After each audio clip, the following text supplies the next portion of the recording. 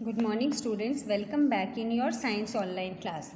So we have finished our last chapter, that was the force, sound. Then today that was light, force and light, sound and force. Today we will start with our new chapter, that is the chapter number 12, air, water and weather. Air जानते हो आप लोग, हवा, water मतलब पानी और weather मतलब जो आपका मौसम है, कैसा मौसम है। Rohan close the window, the wind is blowing fast. Rahul कहता है रोहन दरवाजे बंद कर लो क्योंकि जो हवा है बहुत तेज चल रही है। It can break the window panes, और ये हमारी विंडो पेन्स मतलब खिड़कियों के शीशे हैं वो तोड़ डालेगी। रोहन कहता है I have already close the Windows, I don't understand what the wind is. अब रोहन कहता है कि मैंने दरवाजे तो बंद कर दिए पर मुझे नहीं पता कि विंड क्या होती है। सो moving air is called wind, यानी जितनी भी आपकी हवा है, आपको चारों तरफ एयर पता है आपको कि हमारे एटमॉस्फेयर में क्या है, एयर। लेकिन जब हवा चलती है, मूव करती है यानी बहती है, आपको दिखेगा कि पत्तियाँ हिल रही हैं, है ना, पेड़ पौधे हिल रहे हैं, तब उसको क्या कहते हैं, wind. So moving air is called wind. जो मूव करती है एयर उसको क्या कहते हैं, wind. Air is all around us but we cannot see it. अब हमारे चारों तरफ एयर है पर हम उसको देख नहीं सकते। हम क्या कर सकते हैं, सिर्फ उसको महसूस कर सकते हैं। आप अगर अपने चारों तरफ देखेंगे तो आप जो सांस ले रहे हैं, तो अब सांस लेने के लिए तो हवा की आपको ज़रूरत है, लेकिन आप उसको वो दिखाई नहीं देता। जैसे पानी आपको दिखता है पर आपको हवा दिखाई नहीं देती।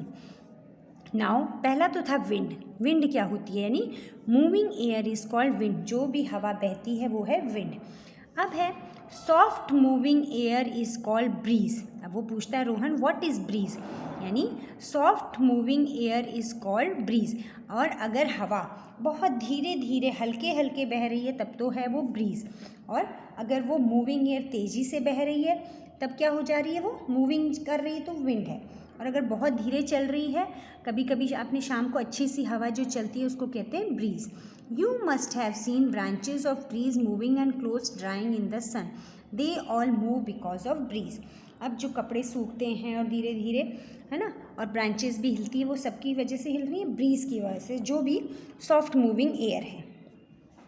What is the air made up of? अब है कि हमारी जो एयर है वो किस चीज़ की बनी है। सो air is a mixture of many gases. Air में बहुत सारी गैसेस का मिक्सचर है। कौन कौन सी हैं, nitrogen, hydrogen, oxygen, carbon dioxide, और क्या है, it also contains dust, water vapour and germs. और इसके साथ साथ में नाइट्रोजन, हाइड्रोजन, ऑक्सीजन और कार्बन डाइऑक्साइड। ऑक्सीजन तो आप जो सांस लेते हैं और कार्बन डाइऑक्साइड जो छोड़ते हैं, लेकिन पौधे उसको यूज़ करते हैं अपना खाना बनाने के लिए। इट ऑल्सो कंटेन्स डस्ट, इसके साथ में क्या होता है, डस्ट पार्टिकल्स भी होते हैं, वाटर वेपर यानी पानी की जो बूंदें भी रहती हैं, और कुछ जर्म्स भी रहते हैं। अब ये है कि we must wash our hands properly before eating food because dust and germs stick to our body. अब जो हवा में आपको पता है कि डस्ट पार्टिकल्स भी होते हैं, जर्म्स भी होते हैं, तो क्या होते हैं, वो हमारी बॉडी पे चिपक जाते हैं। तो अब हमने अभी तक क्या पढ़ा, एक तो पढ़ा विंड, है नी, बहती हवा जो है वो क्या है, विंड है। और जब हवा थोड़ी धीरे चलती है तो वो क्या कहलाती है, ब्रीज। तो दोनों में डिफरेंस इतना ही है कि मूविंग एयर, कोई भी एयर होगी वो विंड होगी, लेकिन अगर एयर सॉफ्ट हो जाएगी तो वो क्या हो जाएगी, जब वो धीमे धीमे चलेगी तो वो ब्रीज हो जाएगी। और फिर एयर का मिक्सचर क्या क्या है, nitrogen, hydrogen, oxygen and carbon dioxide. It also contains dust, water vapour and germs.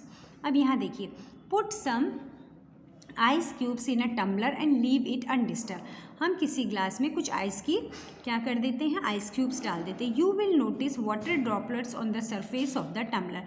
थोड़ी देर में हम देखेंगे कि जो हमारा ग्लास है उसकी जो सरफेस है यहाँ पर, उसमें क्या होगा, पानी की कुछ बूंदें दिखाई देंगी। These are the water vapours on the air. ये सब क्या है, वाटर वेपर की बूंदें हैं एयर में, which get condensed on coming in contact with cold tumbler. अब कंडेंस का मतलब हमने पहले क्या पढ़ा था, हम लोगों ने पिछले लेसन में पढ़ा था कि जब कोई भी आपकी जैसे सॉलिड है, सॉलिड किस में चेंज हो रही है, लिक्विड में, है ना, तब तो वो क्या हो गया, मेल्टिंग, है ना। लेकिन जब आपका जो ये है कंडेंस मीन्स जो हमारे वाटर वेपर्स थे, जो हमारी यहाँ पे पानी की बूंदें थी, वो थोड़ी देर बाद क्या होता है, पानी के रूप में बहने लगती हैं। है ना, उनको क्या कहते हैं, उस प्रोसेस को कहते हैं कंडेंसेशन। कंडेंसेशन में क्या होता है, water vapours convert into liquid. Okay, now अब हम पढ़ते हैं यूजेस ऑफ एयर। एयर के बारे में तो पढ़ लिया कि air is a mixture of gases है, नाइट्रोजन है, ऑक्सीजन है, कार्बन डाइऑक्साइड है, डस्ट पार्टिकल्स है। अब है कि यूजेस ऑफ एयर क्या है, हवा के क्या क्या यूज़ हैं। एयर कैन मूव थिंग्स, तो हवा चीज़ों को हिला सकती है। लाइक हॉट एयर बैलून्स आपने देखे हैं जो आसमान में उड़ते हैं, वो किसकी हेल्प से उड़ते हैं, एयर की वजह से।